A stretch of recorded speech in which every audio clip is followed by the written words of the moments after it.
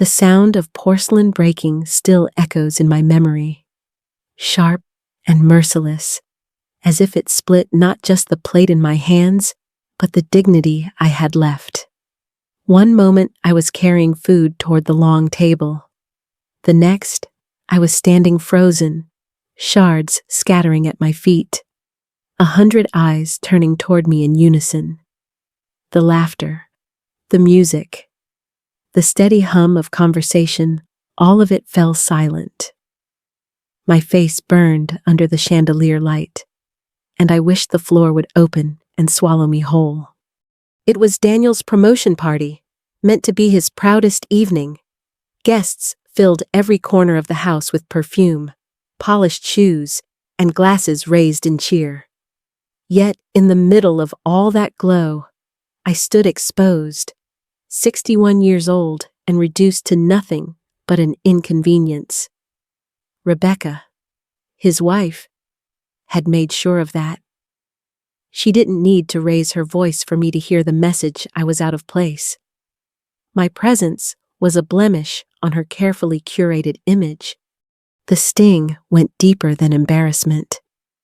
It carried the weight of years where I had cooked, cleaned, and kept myself small in the corners of this very house. I felt the humiliation crawl up my throat, choking me, as if the entire room had silently agreed that I did not belong. I bent down, trembling, gathering the jagged pieces of porcelain, while laughter slowly resumed behind me. It was as if nothing had happened, except inside me, everything had. I pressed the fragments into my palm until they bit at my skin. That pain felt almost welcome compared to the hollow ache in my chest. I told myself to breathe, to hold steady, but something inside me shifted in that moment.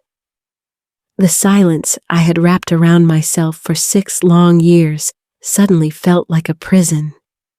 My sacrifices, my patience, my invisibility, it had not preserved peace. It had only protected cruelty. As I rose from the floor, I made a promise no one else could hear. I would no longer bow my head. I would no longer carry humiliation quietly. That night, under the gaze of strangers in my own home, I chose something different. My silence ended there. And what came after was not just the memory of a broken plate. It was the unraveling of every lie that had been allowed to flourish in that house. After my husband passed, the walls of our home grew too wide and too empty. The silence was unbearable, so when Daniel asked me to come live with him and Rebecca, I said yes without hesitation. At first, I told myself it would only be for a little while, just until I found my footing again. But weeks became months, and months slid quietly into years, 6 of them in total.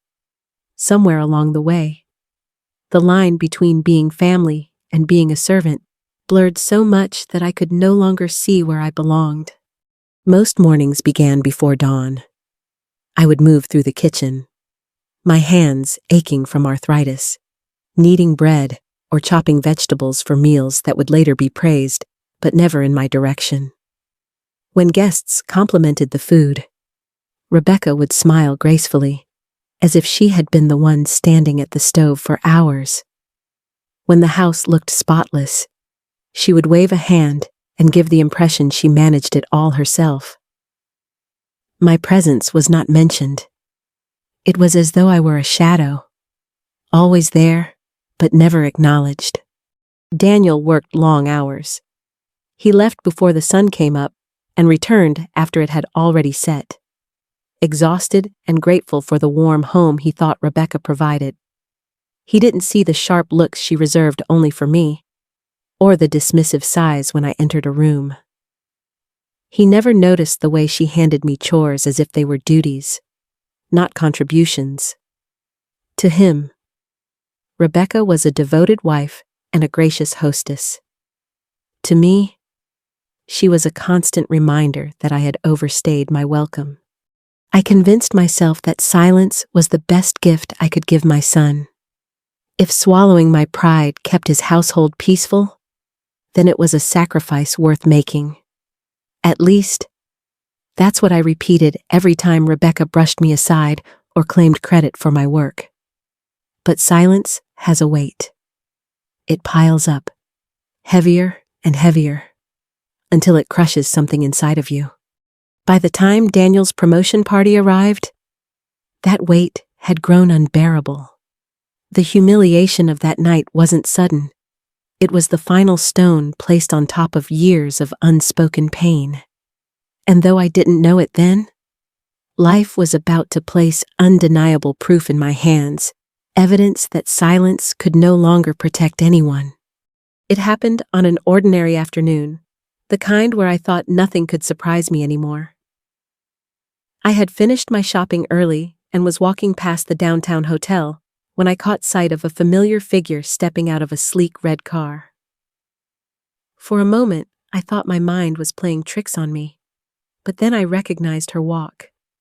The way her hair shone freshly styled, the expensive bag swinging on her shoulder. It was Rebecca.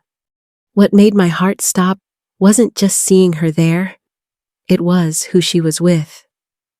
Michael, Daniel's oldest friend, a man who had eaten countless meals at our table, who Daniel trusted like a brother.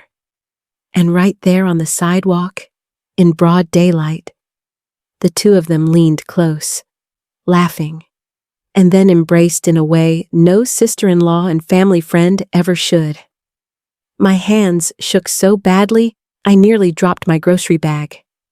I wanted to look away, to convince myself I had misunderstood. But there was no mistaking what I saw. That night, the image stayed with me like a ghost. Rebecca brushing past me with her usual grace. Michael settling into the living room beside Daniel, laughing at the game as if nothing were wrong. My son had no idea. I stirred the soup and tried to keep breathing, but inside my chest, the truth pressed heavier than stone. Over the next weeks, I began to notice what I had ignored for years. Rebecca's sudden errands, always dressed as though she were meeting someone important. Michael stopping by when Daniel was away, with flimsy excuses about papers or quick visits. Their phones buzzing with messages neither dared to open in plain sight. Even the household accounts' small sums disappearing, just enough to stir unease if anyone bothered to look. I bought a small notebook and began writing things down. Dates, times, patterns. I snapped blurry photos on my old phone when I could receipts left in a handbag. The same red car parked outside the hotel. A message flashing briefly on her screen. Each piece on its own might have meant nothing, but together, they painted a picture I could no longer deny. For the first time in years, I was no longer just enduring. I was watching, gathering, preparing. Still, deep down, I knew my notes and shaky photographs would never be enough to shatter Rebecca's mask. And that knowledge pushed me toward a decision I never imagined making, seeking help from someone who could expose the truth once and for all. The more I looked at my little notebook and the shaky photos on my phone, the more I realized how fragile they were. If I brought them to Daniel, Rebecca would twist the story until I looked like a bitter old woman inventing things out of jealousy. I knew her charm, her ability to make lies sound like truth. My scribbled notes would never survive her denial. That was when I decided I needed help from someone who couldn't be swayed by a smile. I still remember the weight in my chest as I climbed the narrow staircase above a bakery to a small office where Richard Cole worked. He was a retired police officer, now a private investigator. Walking through his door felt almost shameful, as if I were exposing family secrets to a stranger. But my family was already in danger, and silence had done nothing to protect it. Richard listened quietly as I explained, his calm demeanor steadying me more than I expected. The days that followed moved slower than I thought possible. Each evening, I waited for the phone to ring, my nerves on edge, wondering what Richard might uncover. When he finally placed a thick folder into my hands, I knew before I opened it that life would never be the same. Inside were photographs sharper and clearer than anything I had managed. Rebecca and Michael walking hand in hand into a hotel, sharing meals in secluded corners of restaurants, exchanging envelopes that hinted at more than affection. There were bank records too small but steady withdrawals from Daniel's accounts, disappearing into places they did not belong. But the deepest blow came last. Richard had uncovered that Rebecca wasn't even Rebecca. She had lived before under another name, and legally, she was still married to a man in Nevada. I sat frozen, staring at the marriage certificate bearing another man's name. My son's marriage, the life he thought was his foundation, was built on nothing but deception. A wave of anger surged through me, sharper than anything I had felt in years. Yet beneath it, a strange calm settled in. For the first time, I held more than bruised pride or fragile suspicion. I held proof. I held a weapon strong enough to end her charade. The question now was not whether to act, but how. And I already knew this evidence would not stay hidden in a drawer for long. It was meant to see the light. I laid the folder on my bed that night, the weight of it pressing into me as if the papers themselves carried the sorrow of what they revealed. One by one, I spread the contents across the quilt photographs of Rebecca with Michael, records showing money trickling from Daniel's accounts, and the marriage certificate tying her to another man. Each page was a blade, cutting deeper into the life my son thought was real. I picked up a photo of Daniel as a boy, his hair messy from playing in the yard, his smile wide and innocent. I had kept it tucked in my nightstand for years, a reminder of when love in our home was simple and unquestioned. As I compared that small boy's grin with the truth now sitting before me, I felt something tear inside me. I was about to break his heart with these papers. Yet I knew leaving him blind to Rebecca's lies would be far crueler. For hours I sat there, my hands trembling as I stacked the evidence into neat piles. Doubt whispered that maybe I should burn it all, pretend I had never seen it. Fear told me Daniel might hate me for being the one to expose her. But beneath all the fear and guilt was a steady voice I had ignored for too long, the voice that said silence had already cost me too much, and it was time to speak. I slid the papers into a large envelope, smoothing each one as though tucking away pieces of my son's broken trust. When the flap closed, I paused, my thumb resting on the seal. It felt like sealing a coffin, burying the illusion of the family he thought he had. My chest tightened, tears blurred my sight, yet a strange calm washed over me. For once, I was not the woman in the shadows. I was the one holding the truth. With a firm press, I sealed the envelope. The sound was soft, but in my heart it thundered like a vow. This was no longer about me enduring quietly. It was about protecting my son from a lie that threatened to swallow him whole. I placed the envelope in my dresser drawer, knowing it wouldn't stay hidden for long. The time would come to open it in front of everyone, and that moment would change our family forever. And I already knew when that moment would arrive at the dinner table, where masks could no longer survive the truth. That night still feels like a knot tightening in my chest whenever I remember it. The house glowed with soft light, the dining table polished until it reflected the chandelier above. Flowers were arranged in tall vases, candles flickered, and the faint music of a pianist drifted in the background. On the surface, it looked like perfection, a celebration of Daniel's promotion, a night to honor his hard work. But beneath the shimmer, I felt the weight of truths that threatened to break everything apart. Rebecca moved through the room like a queen. Her sapphire dress shimmered as she laughed with guests, her every gesture carefully rehearsed. She made sure to touch a shoulder here, pour a glass there, as if she alone held the evening together. Daniel, my son, sat at the head of the table, his face tired but proud, his eyes soft with gratitude for the woman he thought supported him. He didn't see the cracks I saw. My hands trembled in my lap as I sat at the far end of the table, almost invisible, as I had been for so many years. I felt the envelope inside my cardigan pocket, its weight heavier than any burden I had carried before. I thought of Daniel as a boy, running through the yard with scraped knees, his laughter unbroken by betrayal.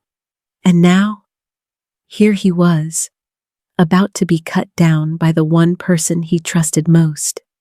The meal moved forward in a haze laughter, clinking glasses. Compliments passed to Rebecca for dishes I had cooked. My heart pounded with every second that passed, my breath shallow, my palms damp. The pianist's notes seemed to stretch, each one louder than my thoughts. When Rebecca rose to toast Daniel, the room hushed. She smiled as though nothing could ever touch her. Speaking of loyalty, family, and success, I knew if I stayed silent now, I would lose myself forever. My hand moved before my courage could falter. I stood, my knees unsteady, and drew the envelope from my pocket. The sound of paper against fabric was sharp in the quiet room. The moment it left my hand and slid across the table felt like the earth tilting. Daniel frowned in confusion as he opened it. The first photograph slipped free Rebecca and Michael together outside a hotel, their embrace undeniable. Gasps rippled around the table. Rebecca's smile froze, then cracked, her face draining of color. Daniel shuffled through the papers, his hands trembling. Bank records, transfers, and finally, the marriage certificate with another man's name. I saw his world collapse piece by piece in his eyes. My son, who had built a life on trust, now stood in the ruins of deception. Rebecca tried to hold her mask, but the silence of the room swallowed her. Her lips moved, but no words carried weight anymore. Michael, sitting too close, stared at his plate as if it might swallow him whole. Guests shifted uncomfortably, some rising, eager to escape the storm they had no part in. I felt both sorrow and strength in that moment. Sorrow that my son's heart was breaking. Strength that the lies no longer held power over us. I had given him the truth, and though it shattered him, it also freed him. Daniel pushed back his chair, his face pale, his body rigid. Without a word, he walked out of the room, leaving Rebecca exposed in her collapse. The sound of his footsteps faded, and the house, once filled with laughter, fell into a silence so heavy it seemed to echo. And as I stood there, I knew the hardest part was only beginning. The truth was out, but healing would demand more than paper, and proof it would demand strength we had yet to find. The fallout came faster than I ever imagined. One moment, Rebecca was seated at the table with her polished smile, pretending to be the perfect wife, and the next, her world collapsed under the weight of the truth. The evidence could not be denied: bank records, photographs. The certificate that proved her marriage was nothing but a lie. Her mask cracked, and behind it, there was no grace left, only panic and rage. Daniel demanded explanations, his voice shaking with disbelief, but she had nothing that could stand against the proof. By the end of that night, the woman who had ruled our home with cruelty was gone, escorted away not with dignity, but with disgrace. What followed was a strange kind of silence. For years, tension had clung to every corner of this house, seeping into meals, into conversations, into the very air we breathed. Suddenly, that suffocating presence was gone, and yet peace did not rush in to replace it. Instead, there was emptiness, raw, heavy, unsettling. Daniel walked through the rooms like a man lost, his shoulders hunched as though the truth itself had broken his spine. He had worked so hard for his promotion, proud of the life he thought he had built, and now all of it had been revealed as a sham. I watched my son unravel, and I felt two things at once: a deep sorrow for his heartbreak, and a quiet, guilty relief that the deception was finally over. I had always feared this moment, telling myself that silence was safer. But silence had cost us too much already. Now, as I saw Daniel clutching pieces of a life that no longer existed, I wondered if my choice to finally speak had saved him or destroyed him. Perhaps it was both. The house itself felt foreign, without Rebecca's sharp tongue echoing through the halls.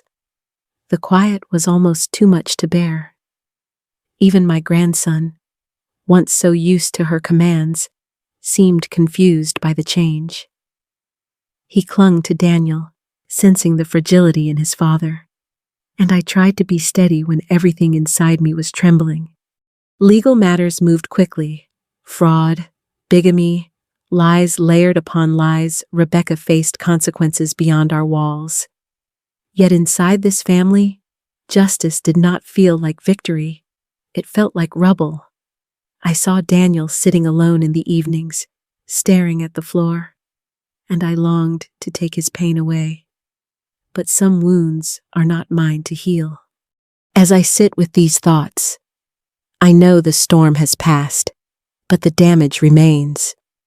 Walls can be rebuilt, trust can be mended, but it will take time, patience, and courage we have yet to find. I can only hope that from this wreckage, we will create something stronger, something honest.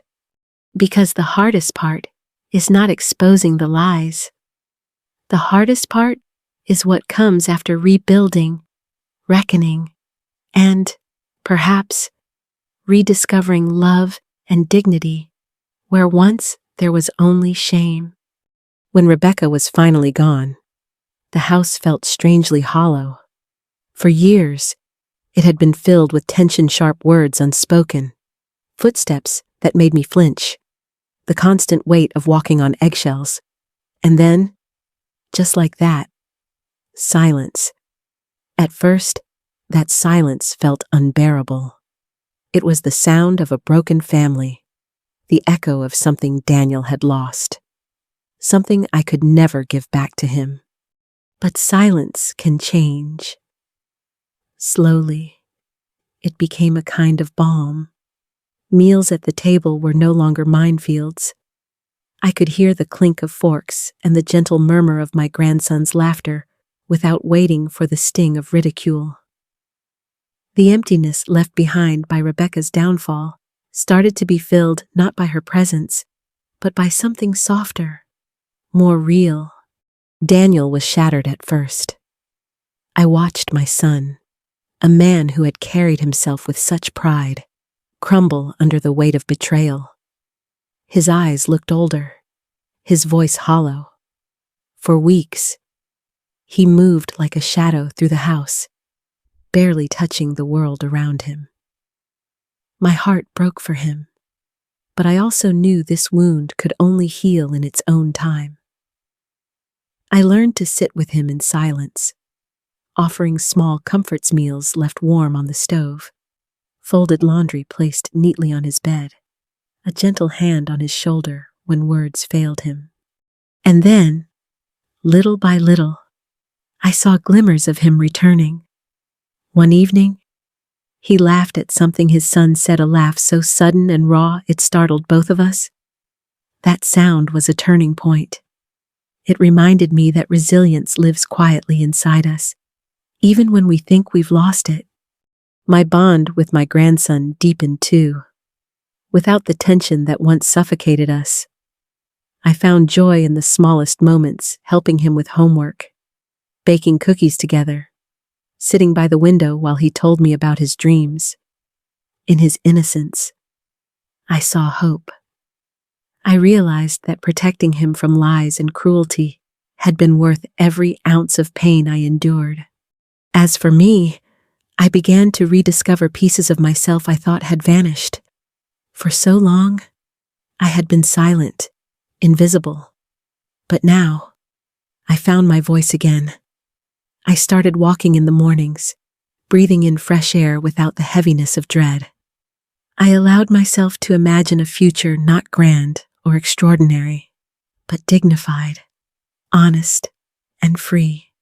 Looking back, I understand that truth is not just about exposing lies, it's about reclaiming your own worth.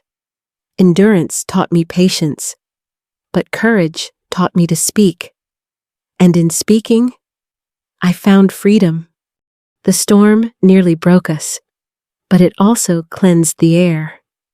And in the quiet that followed, I discovered something I had long forgotten: the simple beauty of peace. If you've ever endured silence for too long, know this: your voice matters. And when you finally choose to use it, you might just save not only yourself, but the ones you love most. So, if my story touched you, share it with someone who needs to hear it.